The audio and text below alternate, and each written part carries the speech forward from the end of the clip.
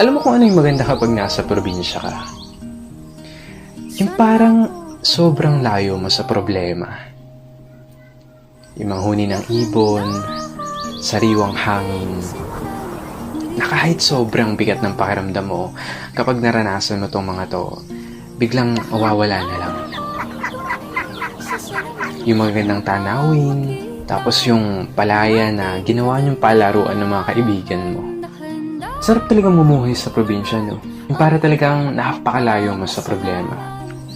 Yung parang napakalayo mo sa malupit na sistema ng mundo.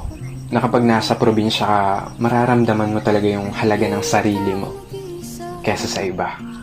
At mapapasabi ka na lang na there's no place like home or like probinsya.